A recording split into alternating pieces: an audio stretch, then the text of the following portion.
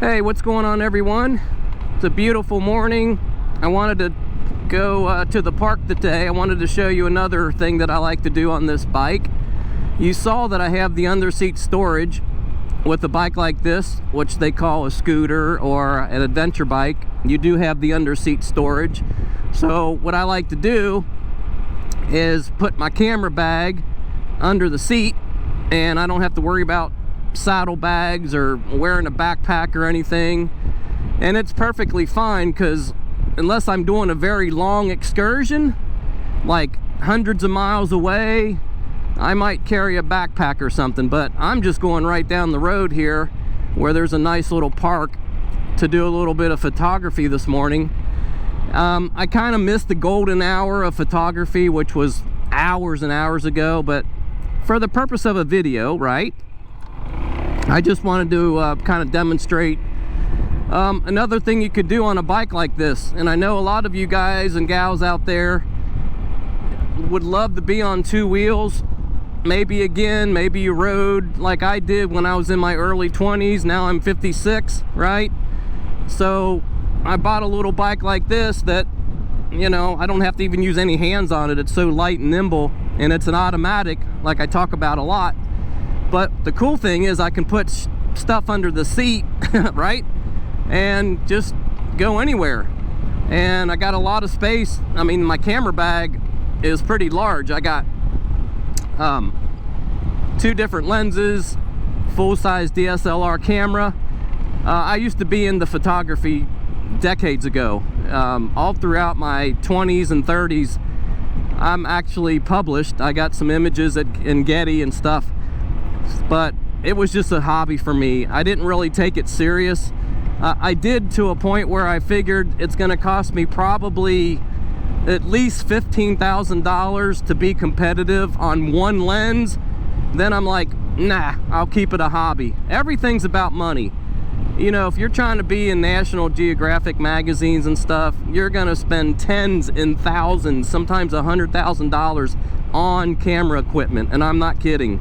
And plus you need to do it full time. It's very difficult to be a photographer like for National Geographic. Look, trust me, I looked into it many decades ago, and since I could not get to that level without spending a lot of money or having a bunch of sponsors, which is hard to do, I kept it a hobby. And to this day I still love photography, but I'm keeping it a hobby. So I can get on my bike, I could get off the beaten path, and I could go shoot some photography. So yeah, when I was younger, I'll tell you a little story about my photography escapades. I think I shared this in another video a while back, but I was really into photography. I'm talking about into it. I had a bunch of different lenses.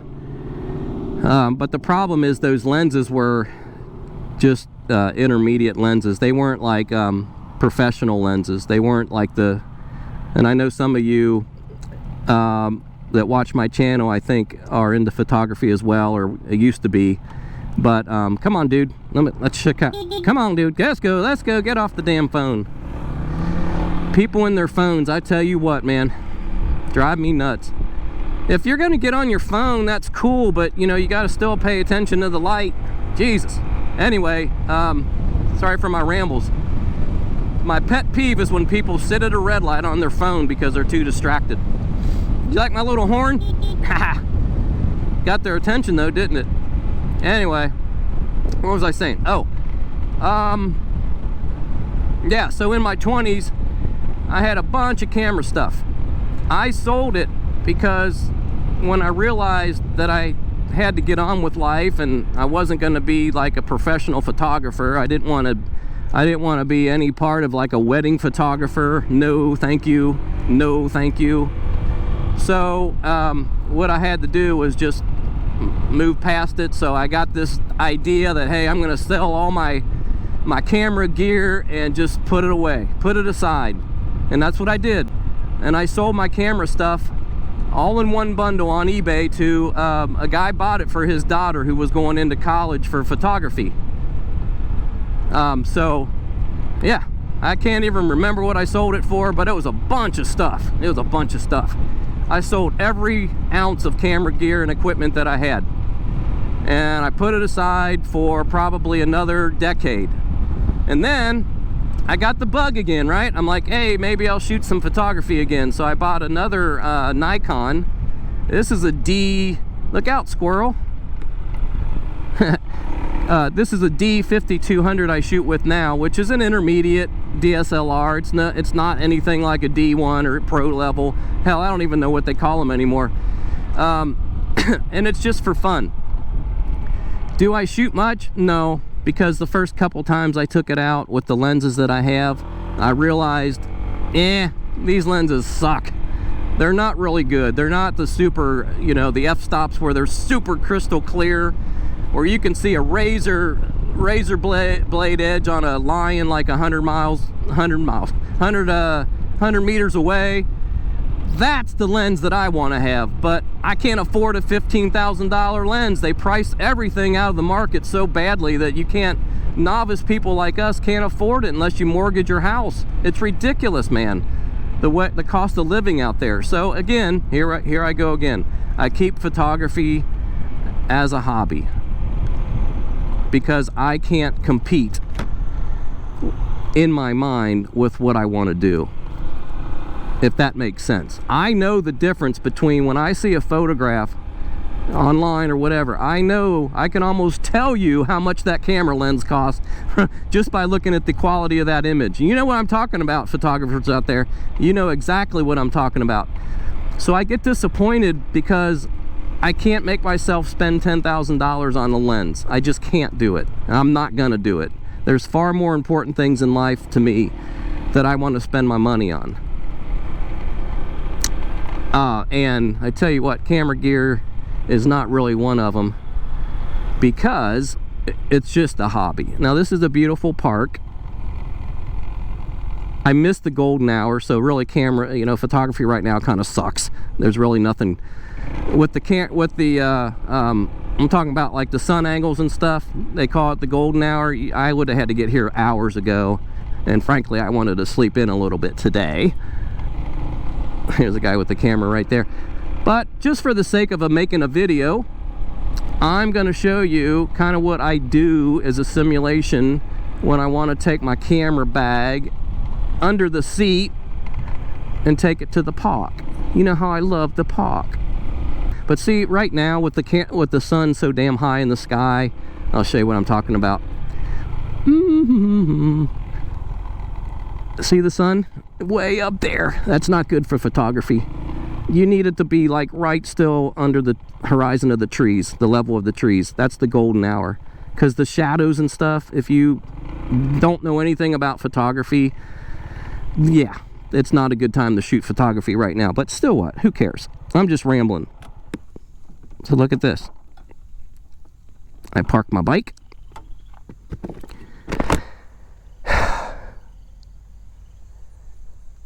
Nice about this, check this out. You got the seat, understore seat. Look at that. Isn't that beautiful?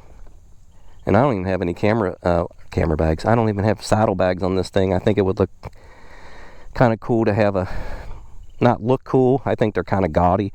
These big racks, you know, these big boxes you put on the back. So I got my water. Need to mount a cup holder on this puppy.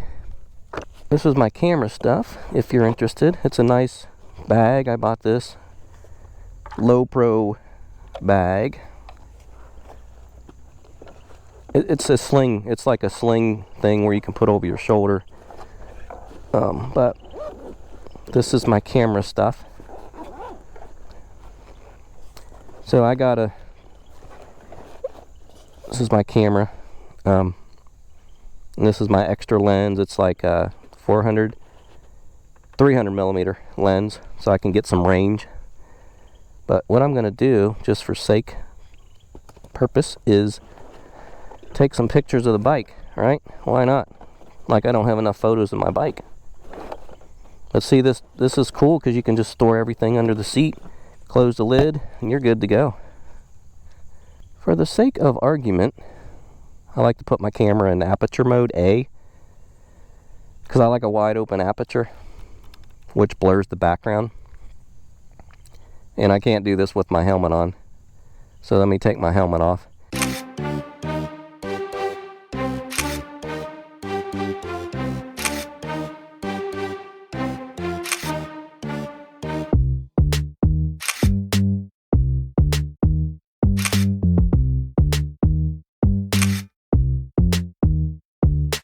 I bring a water with me every time I ride, and I never drink it. Just a habit.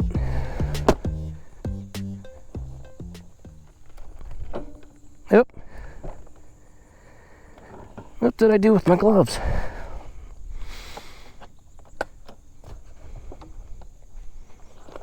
Yeah, they are.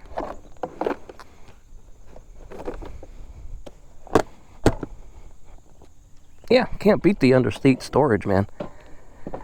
I think it's really cool to have that. I've used it quite a bit. Now, if I do travel a little bit longer distances, like there's some bigger lakes around where we live in Cincinnati. One called Miami Whitewater Forest. That I've gone there sometimes before. But see how easy, you know, I just put that stuff under my seat, start the bike, and I'm off. And I can do this like for hours, just go around. Anywhere where I see there's a good photo opportunity, it's really quick and easy. And if I really wanted to, I could just keep my camera. Sometimes I've done this. I've been at parks where I just keep my camera. I have a strap that my camera hangs off my side, kind of like a little gunslinger. And I could just take my camera, boom, lift it up and shoot. Of course, I got my helmet on, but what I'll do is sometimes I'll put my helmet under the seat and then ride around with just a pair of sunglasses on, like literally like 10 miles an hour. Have my camera on my hip, which is a little sling, and it slides up and down on this little lanyard. And I know you guys don't have any idea what I'm talking about, but you see people at weddings that have these, wedding photographers, they have these little slings on, and the camera just moves up and down, and they got a couple different cameras hanging off of them. That's cool. So I'll ride around, I'll have my backpack on, sometimes I'll have my helmet under the seat, which I don't like to do because I got my camera on it and all that crap, and it just takes up a lot of space. So ideally, I'd like to get a box on the back of my bike. Look out, squirrel. What is wrong with squirrels? They're just weird animals. They just like stand right in the middle of the road, and when you get up to them, they don't know where to go. Funny. So yeah, basically that's another reason I like a bike like this. Now, trying to do this on a big, heavy, bulky bike, it's not going to be as easy. Not at all. But on something like this, quick in and on, quick, where you can get off and on really quickly, it's ideal for little projects like this, little hobbies like photography, whatever you want to do, bird watching, anything.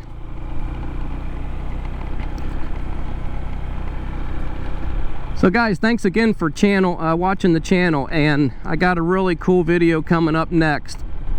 I had a company reach out to me to test another product, which I love to do, and it's going to be a really fun little video, so stay tuned for that next. It'll be my next project I'm working on.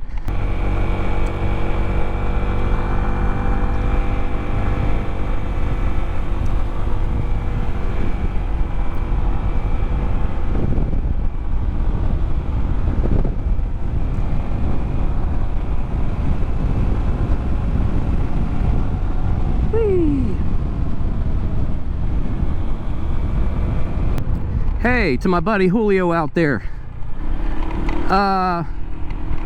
We like to watch MotoGP, right? So I think it might have been this morning, the new sprint this morning for the MotoGP. And I have a new favorite rider, which is a lot of fans' favorite, is Marc Marquez. If you guys watch MotoGP, I'm gonna make this light. So yeah, Marc Marquez is really humble, you know, down to earth, very professional. He's not a cocky guy like Rossi or anybody. So I like humble people. So I hope Marc Marquez wins his 3rd in a row this weekend. I really do. Good luck, Marc.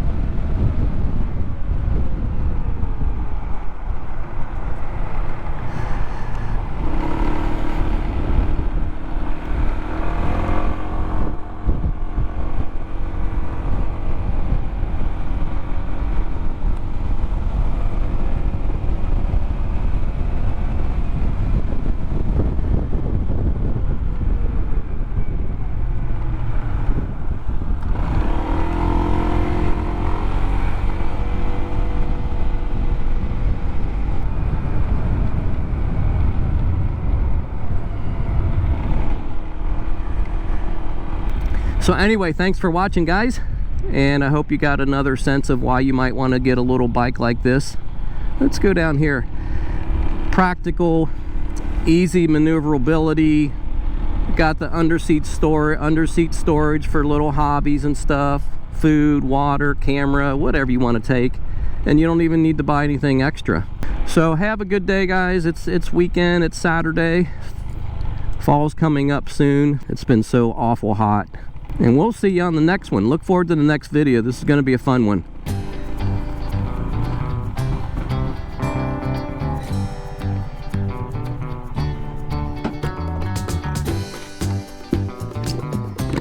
Whew. Already getting hot out. It's ridiculous.